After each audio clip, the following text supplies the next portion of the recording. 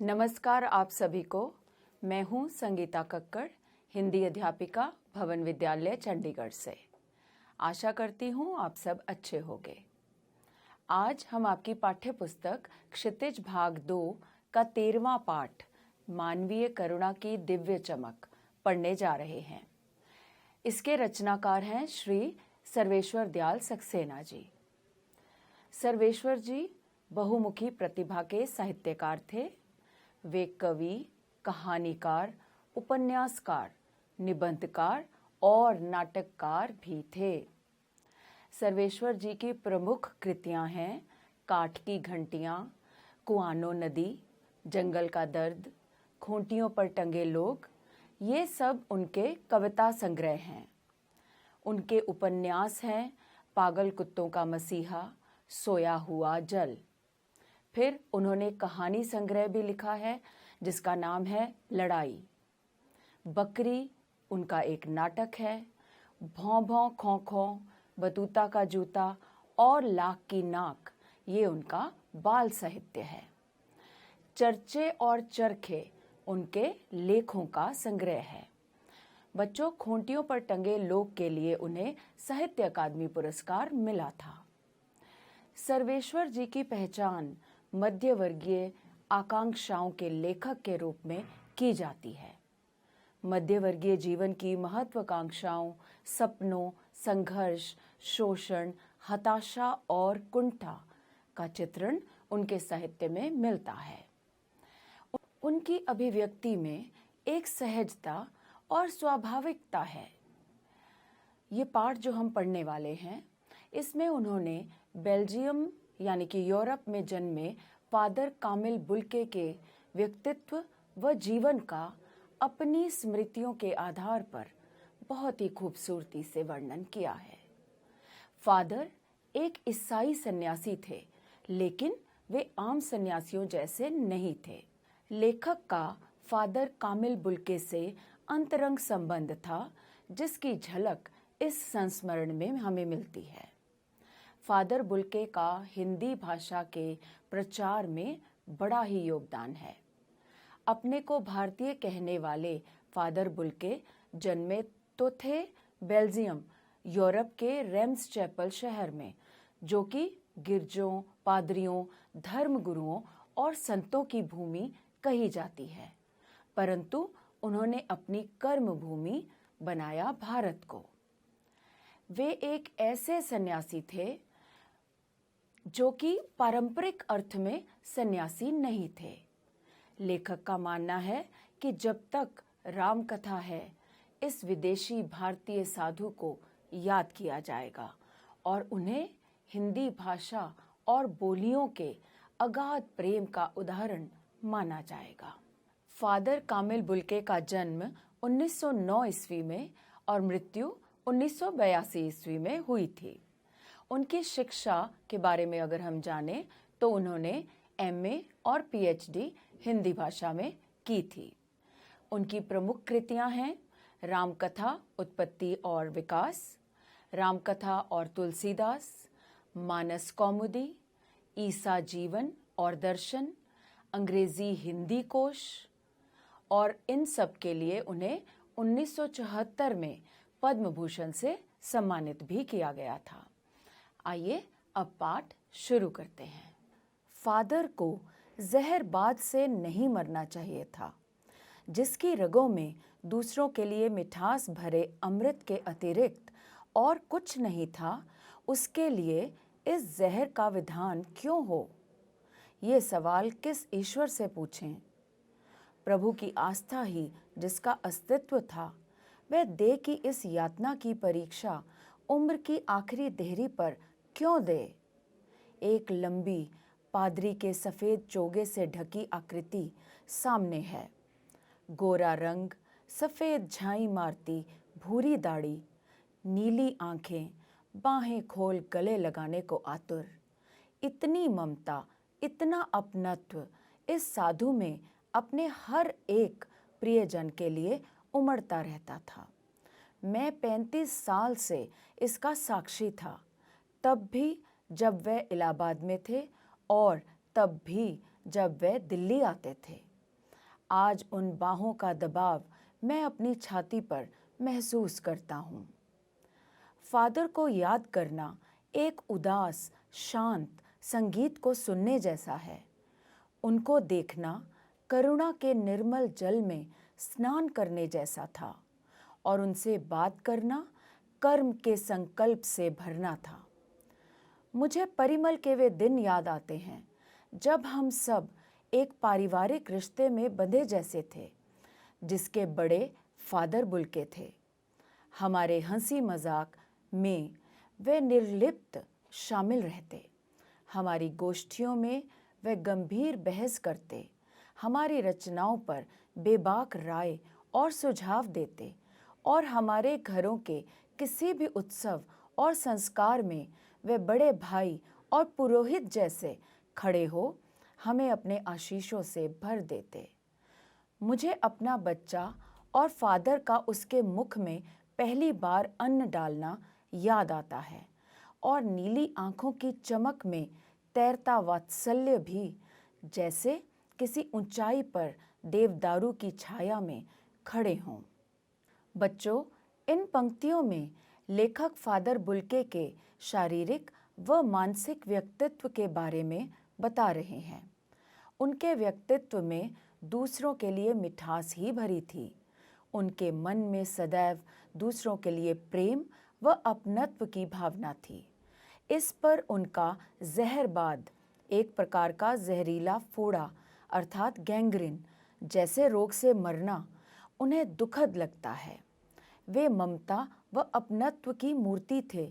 उनका व्यक्तित्व एकदम शांत व निर्मल था। फिर वे फादर बुल्के को याद करके अवसाद से भर जाते हैं। उन्हें वे दिन याद आते हैं जब वे परिमल की गोष्ठियों में फादर बुल्के से पारिवारिक रिश्ते में बंधे थे। फादर बुल्के का विभिन्न रचनाओं पर सुझाव और बेबाक राय देना, घर के उत्सवों में बड़े भाई की तरह आशीष देना, उन्हें सब याद आता है। बच्चों, परिमल इलाहाबाद की एक साहित्यिक संस्था है जिसमें युवा और प्रसिद्ध साहित्य प्रेमी अपनी रचनाएं और विचार एक दूसरे के समक्ष रखते थे। लेखक को परिमल के दिन इसलिए याद आते हैं क्योंकि फादर भी परिमल से जुड़े। वे लेखक एवं अन्य साहित्यकारों के हंसी मजाक में शामिल होते, गोष्ठियों में गंभीर बहस करते और लेखकों की रचनाओं पर बेबाक राय और सुझाव देते थे। चलिए आगे पढ़ना शुरू करते हैं। कहाँ से शुरू करें? इलाहाबाद की सड़कों पर फादर की साइकिल चलती दिख रही है। वह हमारे पास आकर रुकती है, मुस्कुराते हुए उतरते हैं। देखिए देखिए, मैंने उसे पढ़ लिया है और मैं कहना चाहता हूँ। उनको क्रोध में कभी नहीं देखा, आवेश में देखा है और ममता तथा प्यार में लबालब छलकता महसूस किया है। अक्सर उन्हें देखकर लगता कि बेल्जियम में इंजीनियरिंग के अंतिम वर्ष में पहुंचकर उनके मन में सन्यासी बनने की इच्छा कैसे जाग गई, जबकि घर भरा पूरा था, 2 भाई, 1 बहन, माँ पिता सभी थे। आपको अपने देश की याद आती है? मेरा देश तो अब भारत है। मैं जन्मभूमि की पूछ रहा हूँ। हाँ, आती है। बहुत सुंदर है मेरी जन्मभूमि रेम्स चैपल। घर में किसी की याद? माँ की याद आती है, बहुत याद आती है। फिर अक्सर माँ की स्मृति में डूब जाते देखा है। उनकी माँ की चिट्ठियाँ अक्सर उनके पास आती थीं। अपने अभिन्न मित्र डॉक्टर रघुवंश को वे उन चिट्ठियों को दिखाते थे। पिता और भाइयों के लिए बहुत लगाव मन में नहीं था। पिता व्यवसायी थे, एक भाई वहीं पादरी हो गया और एक भाई काम करता है, उसका परिवार है। बहन सख्त और जिद्दी थी। बहुत देर से उसने शादी की। फादर को एकाध बार उसकी शादी की चिंता व्यक्त करते उन दिनों देखा था। भारत में बस जाने के बाद 2 या 3 बार अपने परिवार से मिलने भारत से बेल्जियम गए थे। अगली पंक्तियां हैं, लेकिन मैं तो सन्यासी हूँ, आप सब छोड़कर क्यों चले आए? प्रभु की इच्छा थी। वे बालकों की सी सरलता से मुस्कुराकर कहते, माँ ने बचपन में ही घोषित कर दिया था कि लड़का हाथ से गया। और सचमुच इंजीनियरिंग के अंतिम वर्ष की पढ़ाई छोड़कर फादर बुल्के सन्यासी होने जब धर्मगुरु के पास गए और कहा कि मैं सन्यास लेना चाहता हूँ तथा एक शर्त रखी, सन्यास लेते समय सन्यास चाहने वाला शर्त रख सकता है कि मैं भारत जाऊंगा। भारत जाने की बात क्यों उठी नहीं जानता, बस मन में यह था। उनकी शर्त मान ली गई और वे भारत आ गए।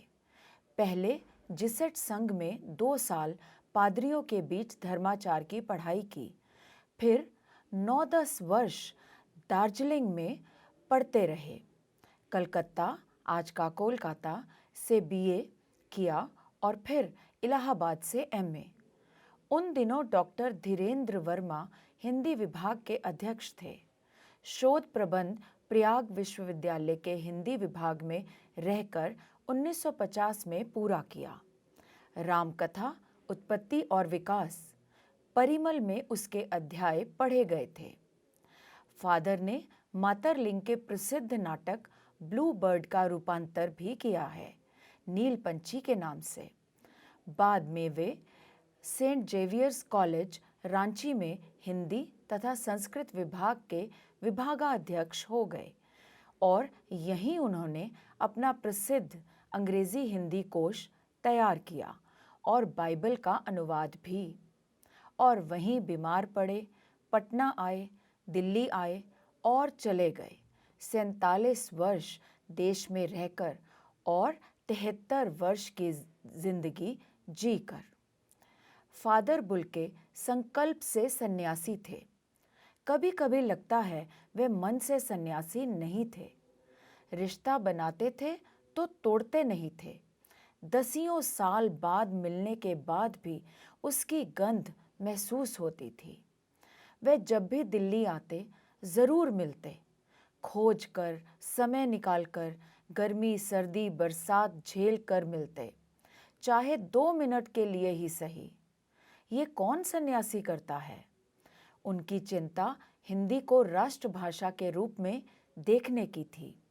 हर मंच से इसकी तकलीफ बयान करते, इसके लिए अकाट्य तर्क देते। बस इसी एक सवाल पर उन्हें झुंझलाते देखा है और हिंदी वालों द्वारा ही हिंदी की उपेक्षा पर दुख करते उन्हें पाया है।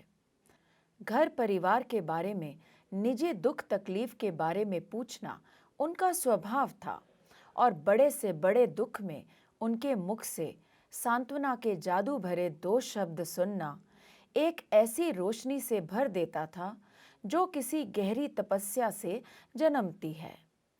हर मौत दिखाती है जीवन को नई राह। मुझे अपनी पत्नी और पुत्र की मृत्यु याद आ रही है और फादर के शब्दों से झरती विरल शांति भी। चलिए पाठ में आगे बढ़ते हैं। आज वे नहीं हैं, दिल्ली में बीमार रहे और पता नहीं चला। बाहें खोलकर इस बार उन्होंने गले नहीं लगाया। जब देखा तब वे बाहें दोनों हाथों की सूजी उंगलियों को उलझाए ताबूत में जिस्म पर पड़ी थी। जो शांति बरसती थी वह चेहरे पर थिर थी। तरलता जम गई थी। वह 18 अगस्त 1982 की सुबह 10 बजे का समय था। दिल्ली में कश्मीरी गेट के निकलसन कब्रगाह में उनका ताबूत एक छोटी सी नीली गाड़ी में से उतारा गया। कुछ पादरी, रघुवंश जी का बेटा और उनके परिजन राजेश्वर सिंह उसे उतार रहे थे। फिर उसे उठाकर एक लंबी संकरी उदास पेड़ों की घनी छांव वाली सड़क से कब्रगाह के आखिरी छोर तक ले जाया गया, जहां धरती की गोद में सुलाने के लिए कब्र अवाक मुंह खोले लेटी थी। ऊपर करील की घनी छां थी और चारों ओर कब्रें और तेज धूप के वृत्त। जैनेन्द्र कुमार, विजेंद्र स्नातक, अजीत कुमार, डॉक्टर निर्मला जैन और मसीही समुदाय के लोग, पादरीगण, उनके बीच में गैरिक वसन पहने इलाहाबाद के प्रसिद्ध विज्ञान शिक्षक डॉक्टर सत्यप्रकाश और डॉक्टर रघुवंश भी, जो अकेले उस संकरी सड़क की ठंडी उदासी में बहुत पहले से खामोश दुख की किन्हीं अपरिचित आहटों से दबे हुए थे, सिमट आए थे कब्र के चारों तरफ। फादर की देह पहले कब्र के ऊपर लिटाई गई। मसीही विधि से अंतिम संस्कार शुरू हुआ रांची के फादर पास्कल तोयना के द्वारा। उन्होंने हिंदी में मसीही विधि से प्रार्थना की। फिर सेंट जेवियर्स के रेक्टर फादर पास्कल ने उनके जीवन और कर्म पर श्रद्धांजलि अर्पित करते हुए कहा, फादर बुल्के धरती में जा रहे हैं, इस धरती से ऐसे रत्न और पैदा हों। डॉक्टर सत्यप्रकाश ने भी अपनी श्रद्धांजलि में उनके अनुकरणीय जीवन को नमन किया। फिर देह कब्र में उतार दी गई। मैं नहीं जानता इस सन्यासी ने कभी सोचा था या नहीं कि उसकी मृत्यु पर कोई रोएगा, लेकिन उस क्षण रोने वालों की कमी नहीं थी। नम आंखों को गिनना स्याही फैलाना है। इस तरह हमारे बीच से वह चला गया जो हम में से सबसे अधिक छायादार, फल फूल गंध से भरा और सबसे अलग, सबका होकर सबसे ऊंचाई पर मानवीय करुणा की दिव्य चमक में लहलहाता खड़ा था, जिसकी स्मृति हम सबके मन में, जो उनके निकट थे, किसी यज्ञ की पवित्र आग की आंच की तरह आजीवन बनी रहेगी।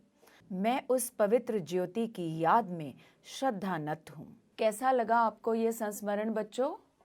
भावनाओं से ओत-प्रोत और मन को छू लेने वाला वर्णन था, है ना? आइए अब पाठ से संबंधित कुछ प्रश्न हल करते हैं। आप प्रश्न सुनिए व उत्तर देने का प्रयास कीजिए। पहला प्रश्न सुनिए। लेखक ने फादर बुल्के को मानवीय करुणा की दिव्य चमक क्यों कहा है? बताइए। बच्चों, लेखक ने फादर कामिल बुल्के को मानवीय करुणा की दिव्य चमक इसलिए कहा है क्योंकि फादर नेक दिल वाले व्यक्ति थे, जिनके हृदय में मानव मात्र के लिए प्यार, अपनत्व और ममता भरी थी। वह लोभ, क्रोध, कटुभाषिता से कोसों दूर थे। वे अपने परिचितों के लिए स्नेह और ममता रखते थे।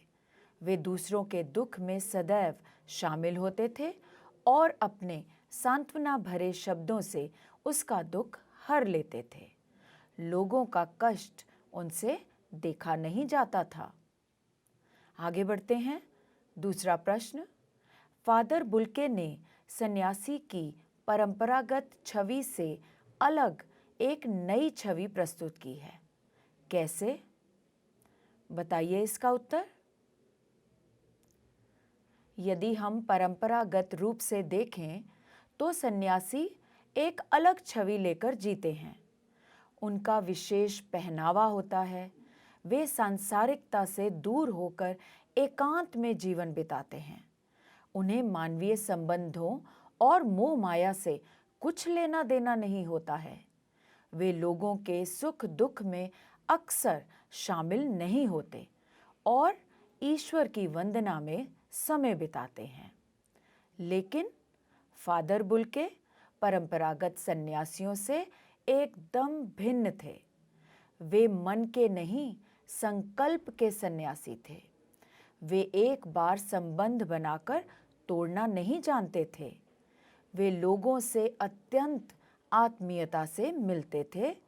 वे अपने परिचितों के दुख सुख में शामिल होते थे और सबको एक छायादार देवदार वृक्ष की सी शीतलता प्रदान करते थे। इस तरह उन्होंने परंपरागत सन्यासी से हटकर अलग छवि प्रस्तुत की है। बच्चों, चलिए अगला प्रश्न देखते हैं। अगला प्रश्न है, फादर बुल्के ने हिंदी के उत्थान के लिए क्या-क्या प्रयास किए? बताइए इसका उत्तर। भारत में रहते हुए फादर ने इलाहाबाद विश्वविद्यालय से हिंदी में एमए किया। इससे ज्ञात होता है कि हिंदी से उन्हें विशेष लगाव था। हिंदी के उत्थान के लिए उनकी निम्नलिखित बातें ध्यान देने योग्य हैं। हिंदी को राष्ट्रभाषा बनाने के लिए वे अकाट्य तर्क प्रस्तुत करते थे। वे हर मंच से हिंदी की दुर्दशा पर दुख प्रकट करते थे। उन्हें हिंदी वालों द्वारा हिंदी की उपेक्षा पर दुख होता था और वे हिंदी को राष्ट्रभाषा के रूप में देखने के लिए चिंतित रहते थे। आगे बढ़ते हुए देखते हैं अगला प्रश्न। नम आंखों को गिनना स्याही फैलाना है। इस पंक्ति का आशय स्पष्ट कीजिए। बताइए लेखक का क्या आशय है ये कहने से। बच्चों, फादर कामिल बुल्के की मृत्यु पर उनके मित्र, परिचित और साहित्यिक मित्र इतनी अधिक संख्या में आए थे कि उनको गिनना कठिन है। उस समय रोने वालों की सूची तैयार करना कठिन था, अर्थात बहुत लोग थे। इसलिए रोने वालों के बारे में लिखना स्याही खर्च करने जैसा था। इसलिए लेखक ने ऐसा कहा है। अब हम देखते हैं अंतिम प्रश्न को, जो है फादर को याद करना एक उदास शांत संगीत को सुनने जैसा है। इसका आशय बताइए, स्पष्ट कीजिए। लेखक कहते हैं कि हम फादर कामिल को याद करते हैं तो उनका करुणापूर्ण और शांत व्यक्तित्व सामने आ जाता है। फादर को याद करने से दुख होता है और ये दुख उस उदास शांत संगीत की तरह हृदय पर एक अमिट छाप छोड़ जाता है। उनके न रहने से मन उदासी से भर जाता है। अब अंत में आपके करने के लिए कुछ कार्य है और मुझे आशा है आपको इसे करने में आनंद आएगा। कार्य ये है कि फादर बुल्के की तरह ऐसी अनेक विभूतियां हुई हैं जिनकी जन्मभूमि कहीं और थी, लेकिन कर्मभूमि के रूप में उन्होंने भारत को चुना। तो ऐसे अन्य व्यक्तियों के बारे में आप जानकारी एकत्र कीजिए। अच्छा बच्चों, फिर कुछ ऐसे व्यक्ति भी हुए हैं जिनकी जन्मभूमि भारत है, लेकिन उन्होंने अपनी कर्मभूमि किसी और देश को बनाया। उनके बारे में भी आप जानकारी प्राप्त कीजिए और ये दोनों जानकारियां अपनी कॉपी में लिखिए। तो बच्चों, यहाँ पर हमारी चर्चा और ये पाठ दोनों ही पूरे होते हैं। फिर मिलेंगे। धन्यवाद। नमस्कार।